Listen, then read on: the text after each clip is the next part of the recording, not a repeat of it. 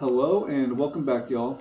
So we have now gotten to the dense part of this build, and I say dense because this is, I think, where most of the activity comes into play, and it sets the groundwork for everything that came up into the block that is behind the camera now.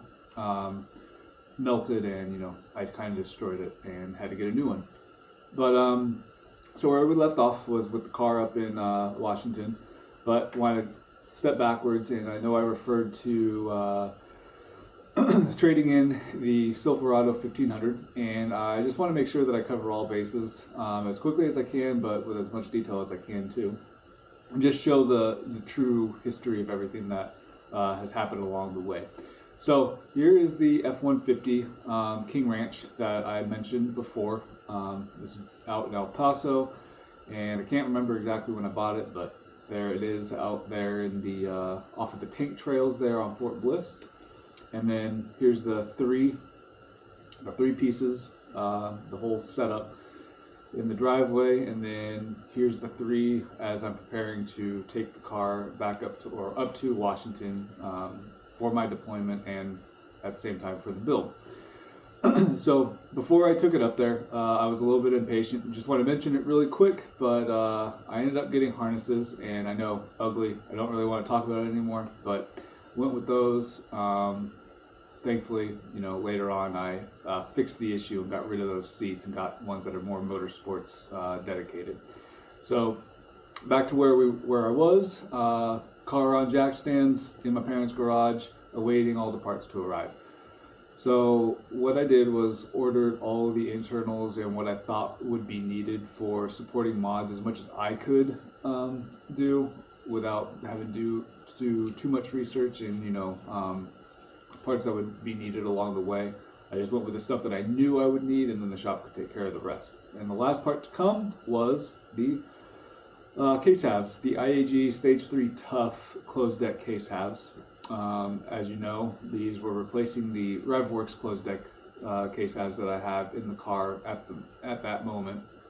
Can't remember why I went with IAG. It's just I know that there were a few companies at the time doing it, and WRX, I just had a friend that had their block, so I went with them first, and then IAG, obviously the big dog that it is, came up as well. So I decided to go with IAG this round, and they obviously had a lot of R&D going on. So felt like their products were, comparable, if not superior at the time. As for the internals, I've never built an engine before, so don't really know what parts to look for. All I do know is that the algorithms were feeding my social media feeds, pretty well. And I guess they knew that I was getting ready to build my engine. So with the crankshaft being the only part that I took out of the WRX block, can't exactly remember why I didn't reuse the rods or the pistons, but pistons more so probably because they'd have to be, adjusting the cylinders for them probably wouldn't have been the easiest job, so just getting a new set was the easier thing to do with a new block. But I ended up going with the Wiseco boost line rods, and like I said, they were just well advertised and marketed on social media, Facebook and Instagram for me at the time. For the pistons, I decided to go with the Manley Turbo Tough, and with these I also went with the upgraded wrist pins, so have the thicker wall just for, like the rest of it, I just kind of overbuilt the engine to handle anything that I might throw at it in the future. So here we are with the upgraded wrist pins. Can't really go much higher than this at the time anyway. So there's that. And like I said, I just reused the crankshaft from the WRX block, so all that had to be done to it was it went to the machine shop to be looked over to make sure everything was still in check, and it was able to be reused. So here's that with the rods bolted to it. And then for head gaskets, another thing that I wasn't too knowledgeable about, but my engine builder / tuner suggested that I go with the Cosworth silicone covered gaskets. I'm not sure the technical term or technical title of it, but they had the silicone layer over top of the MLS gasket and these were 1.1 millimeters thick. And so that was that. And then for the heads, nothing special. These are still just the same Defiant Performance port and polished heads that I went with, same valves and all that stuff. The only thing that I believe it went for was to get the heads resurfaced so that the mating between the case halves deck and the heads was seamless and went together with no gaps, so no leaks. And then here's the rotating assembly inside of the case halves with the head studs, getting ready for the heads to be put on. And I went with the ARP custom age 625 plus head studs. And for this one, I didn't want to add on any additional machining to the block or the heads. That was just taking too much and money that I wasn't willing to invest. Plus, I wasn't going to be making, in my opinion, enough power to justify the additional cost. So I just went with the standard 11 millimeter head studs here, and they proved pretty well. And then here's another angle of them. And then here is a picture with the heads on, valve cover gasket not installed just yet. And I also stuck with the GSC S2 cams because there's no need to upgrade or downgrade. I hadn't done anything with these, so I didn't know what the full capability of them was anyway. So rather than spending another $1,000, I just stuck with them. And here's the engine fully put together, ready to drop into the engine bay, obviously minus the accessories that you can't put on until it's in there, and then the fuel lines also had to later be installed. And then here's a rear view of it, and then here it is inside the engine bay. And finally, the first start.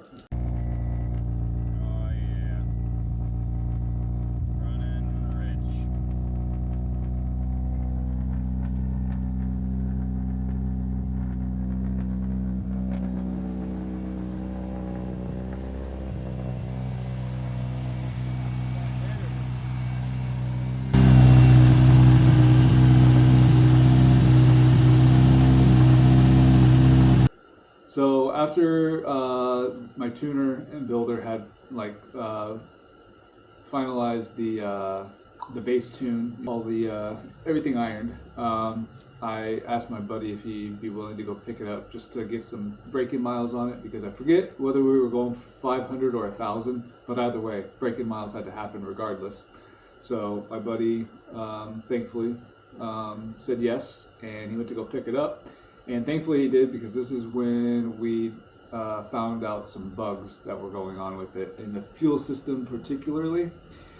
So he called me after a couple of drives and notified me that there was a heavy leak somewhere in the fuel tank, because fumes were getting into the cabin of the car like crazy. So he had to roll down the windows to get some airflow so that the fumes didn't just make him pass out. But he was also saying that even after filling up with fuel, he was not getting very much range. And I couldn't figure out why that would be, but I did some research and I figured maybe something was wrong with the Venturi system. So I ended up getting the Radium engineering kit for the hanger. Can't remember exactly what it's called, but here it is, all the parts. And there it is, all installed and put together.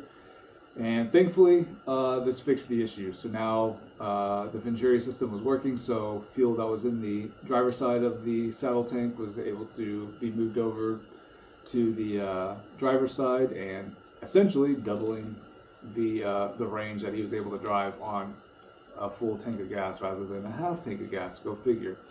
But also the fuel fumes were not getting into the cab of the car anymore. So he's able to drive with the windows up if he so chose. And I have a feeling that was because possibly the gasket between the hanger and the tank had gotten brittle, or there was a hole or crack or something was going on. But either way, I replaced that and that fixed the issue. Now I came back, I was back in the States, and I really quickly made a run up to Washington to go get the car just because I wanted the car in my possession. Simple as that. No other big reason. I'm kind of possessive like that, if you want to say so. But while I was at home, I I had some seats waiting for me. Like I showed you, obviously, the OEM seats were not meant for harnesses, and it also looked absolutely terrible. So after building the engine, ironically, I wanted to go with a budget-friendly seat, and I got the NRG RSC 400s, and I knew that I was going to be doing more motorsports specific stuff. I knew drag racing was in the future, but I just wanted some seats that were more motorsports dedicated and also hugged much better and were obviously suited for harnesses rather than not being suited for them. So that's that. Now I am taking the car back to El Paso, and this is all still with the F-150. And when I got back, I got the bug to start looking for another truck. And since childhood, I'd always wanted a diesel, and I was finally in the position to be able to afford one. So scoured the internets and ended up finding one at the local dealership there in El Paso, and I ended up picking up, and you're gonna hate me for this probably, but don't care. Ended up picking up the first year of the 6.4 Power Stroke. So I got a 2008 F250 Lariat, so you know, same trim line, just not as cool of leather for this truck, but yeah, got it with 140,000 miles on it, and to this day still operating like a beast. Just got to take care of it really well. There's another view of it. And then while I was in El Paso, I was driving the car to work every other day or so, and I noticed it was overheating. So my buddy never told me about any overheating issues while he was driving it in Washington. But Washington and El Paso, the desert, are very different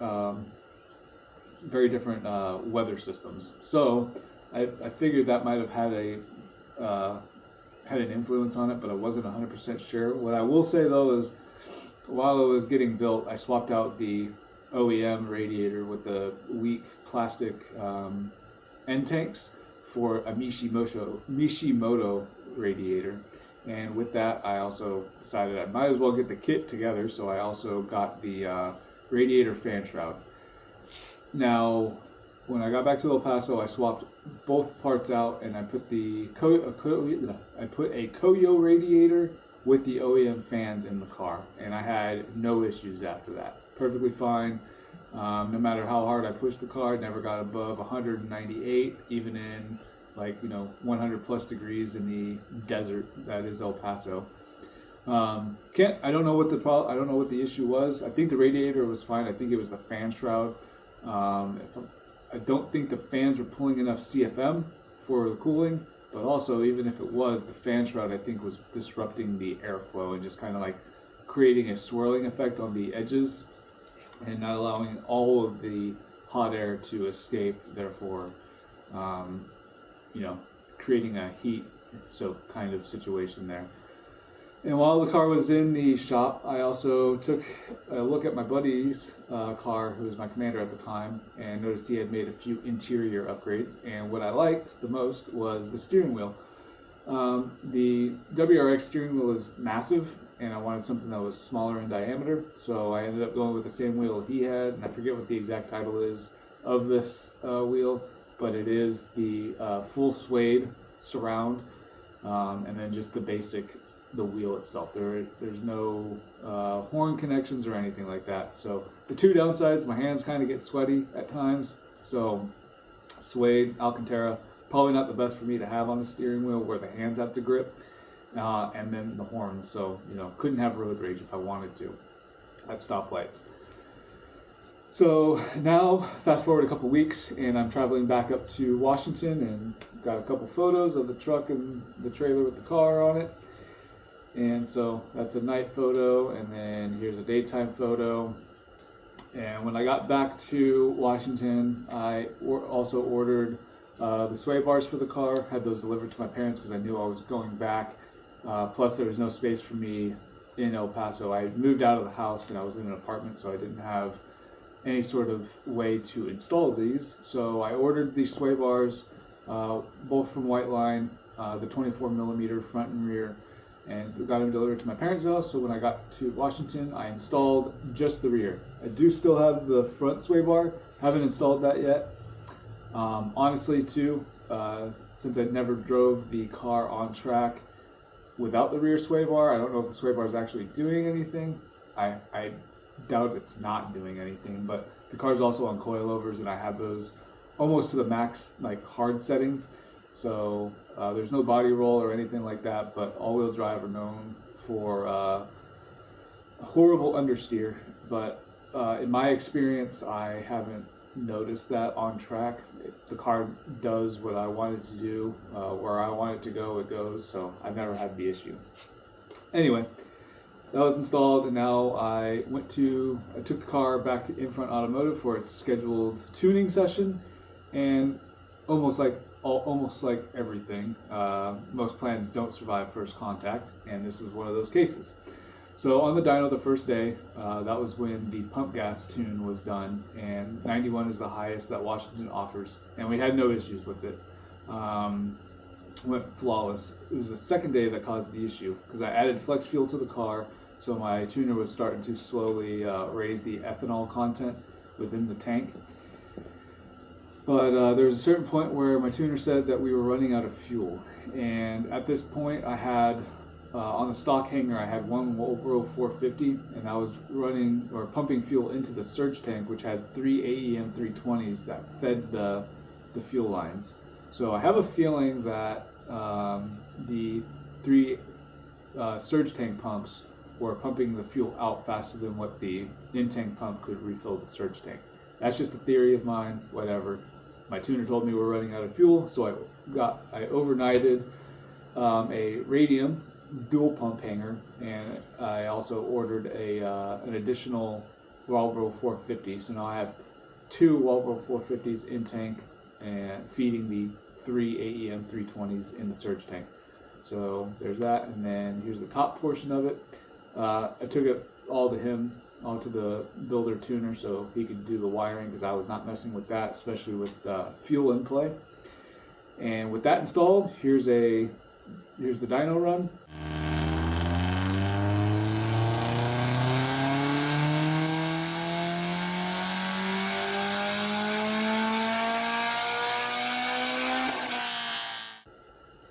And then here is the power that it ultimately made. So this is 115 to the wheels, more than I am used to. And I'm pretty sure I could have gone higher. This was at 28 PSI on the 62, 66 with the 82 back housing. 28 PSI, I think I could have gone for more, but being that this was the most power I've ever had, and I was only just starting with the motorsports endeavors, starting with drag racing. Obviously you need to start out at a lower power to get used to it, and then you can slowly build up from there. I'm kind of crazy, and I started with 500 to the wheels. So not exactly beginner level power, but that's what I started with. So that's the end of it. Ended up going back home, and just for funsies, here's the truck in the car on the way back home. I ended up cracking the wheel just north of Los Angeles, and had to pull the car off the trailer, run to Harbor Freight, come back, sawzall the spare tire off of the truck, and because I couldn't find the tools in the truck, and then right back on the road. And I was back in El Paso for a couple months, maybe not a very long time, before I PCS to Georgia. So here's me on the way, and then here's me as I arrived to the house in Georgia. And just to do a little bit of foreshadowing to show you the situation that I was dealing with, the house was on a hill, and not only that, but the driveway itself was super inclined, so not very friendly for doing much car work, and that will be shown in the next video. So there we have it. I am back from my deployment. I am at my next duty station. Car has been built and ready for the motorsport stuff to start. So there we are. So thanks for watching, and until next time, stay driven.